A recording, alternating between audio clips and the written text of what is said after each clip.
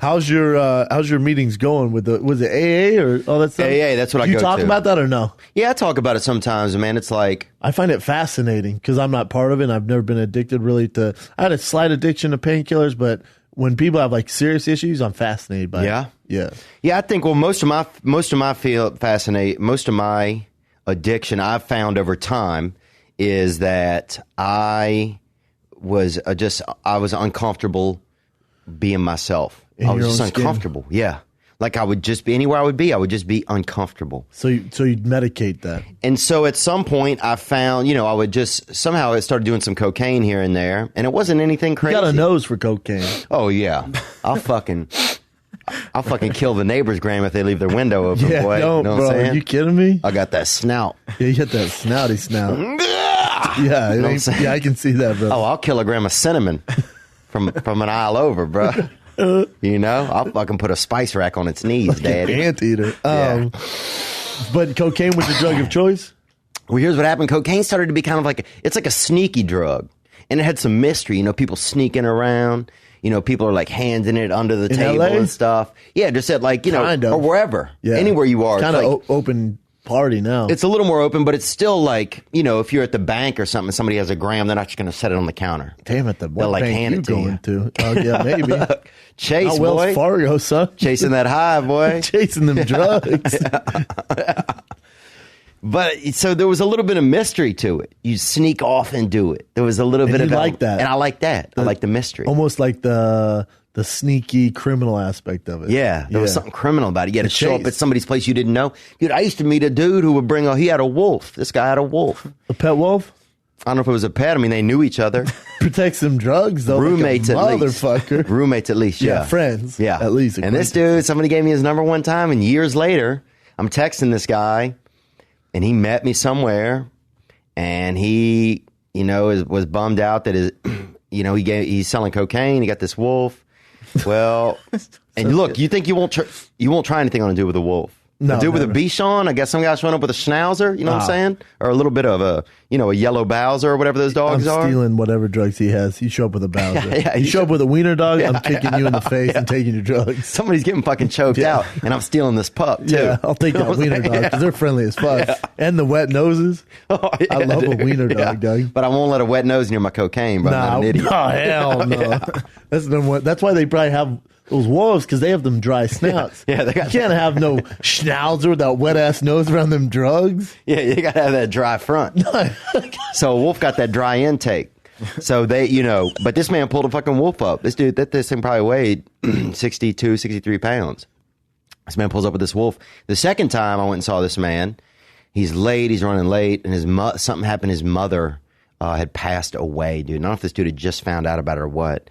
So now this dude is crying, bro. This man I don't know, sitting in the back of my car crying. Damn, just give me the with drugs, this huge son. dog in there, in the car, man. And I'm so scared, and like I don't even know this dude. The wolf is probably sad too. Well, yeah, I don't even. The wolf's just out the window, like ooh. And so then other people start to come in the distance. People hear a wolf. It's L.A. Hell yeah. People think it needs to be rescued. It's like, no, this wolf's just trying to fucking sell a gram, This wolf's selling grams, son. But so there was part of that. There was always some mystique with it. And I honestly, I don't even know how big of a, I wasn't doing drugs forever. Did you ever do something strange for some change? No, I never did anything like that. One man tried to get me to do something one time in New Orleans, but I had to go to the airport. What was you trying to get you to do? I don't know, bro. Trying to suck his dick for some coke? You could just feel somebody's dick about to come out in the room. Yeah, and make an offer that you couldn't refuse. Yeah, you gotta leave. Yeah. I got a plane, Doug. I was in a bathroom that had locks on both sides of the doors. I'm out, son. That's when I knew it was squirrely, but thank God I had to catch that flight, But yeah, so that was, but anyway, I started going to some of these meetings, and then when did you know it was time to go to these meetings? What was rock bottom? Because like if you watch Intervention, the therapist always says they have to hit rock bottom, otherwise they're just gonna keep doing this. Yeah, and I didn't have any. Like I wasn't the guy. Nothing crazy was happening for me. I drove one time. I drove a car, and this is a YouTube clip that just came out. I drove a car. I was high on cocaine, driving a taxi in New York. And I ended up meeting Daryl Strawberry. Did you sell him drugs? No, he was 13 years sober, and this was on. It was just on that This Is Not Happening that Ari Shaffir show. The new not the new Ari, season. not Ari Shaffir. Yeah, they took it from Ari. How dare you? Yeah, they took it from Ari. Yeah, they took it from Ari. But yeah, so anyhow, I was on. You told that story. I told that story. Brilliant.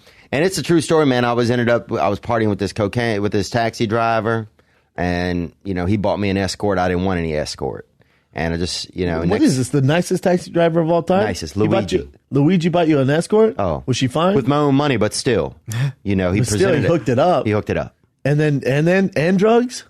I'll pay for the drugs too, but still, he hooked it up. It's a one-stop shop. This man's connected. And Yeah. then he picked up Daryl Strawberry? No, and then we end up on the Opian Jim Norton radio show. Oh, yeah, I love Jim And Norton. I couldn't even talk. And the other guest for the day was Mr. Daryl Strawberry. Oh, nice. And that was when there was this weird moment for me, like, here was a good opportunity for me being on with Opie and Jim, two men that I admire. Show. Yeah, huge show. And Jim Norton, one of the funniest men alive, I think. Agree. And I couldn't even talk. Because you're so high? Yeah, and I'd left a party at 1 a.m. the night before to get home, just to go home and be ready for this moment. With this taxi driver trying to party. And something there was a couple of elements where next thing you know, and so it just made me think like, man, like you're not 100% in control of what you're doing all the time. Yeah. And I didn't want to be there. And so then I started going to these meetings, and then some things changed for me. I used to think that the world was always against me.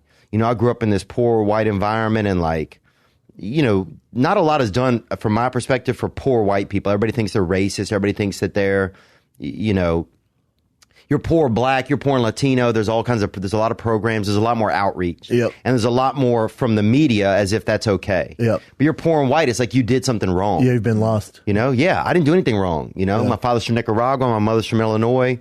Like, I was just alive. That's all I did. Yep. And so I grew up with this chip on my shoulder, and I always thought the whole world was against me. Which is why you're successful comic. Which I think it served me well. But it got to a point where it wasn't serving me well. Yeah. It doesn't feel good at a certain age walking around feeling like that all the time. Yeah. And the AA program for me has helped me to realize that that's not the truth. That's just the truth that I was carrying. That's the truth that you came up with yourself. Right. It was almost like you came up with yourself to get out of those conditions. Right, to survive. I needed it. Yeah. I needed some chip on my shoulder. Yeah. But then at this point in my career, it wasn't serving me well anymore. And so that program helped me to realize that the whole world wasn't against me. By just talking about it? By taking you through this 12 steps. I got 12 steps in there. And I'm not even through all of them, but just being in there. What step you on? I'm on step 4. God damn, you have a long ways to go. Yeah, man. It's a steep case, bro. God damn. Yeah, it's a journey. Get in there. Get in there. It's a steep case. Journey. It's a journey. But you still feel good about yourself. Yeah, I feel good. I feel better. I feel like I have a better shot at just living a more comfortable future for my insides. The thing wasn't even about, like, I don't care about drinking or drugs, but I do care about how I feel inside of myself.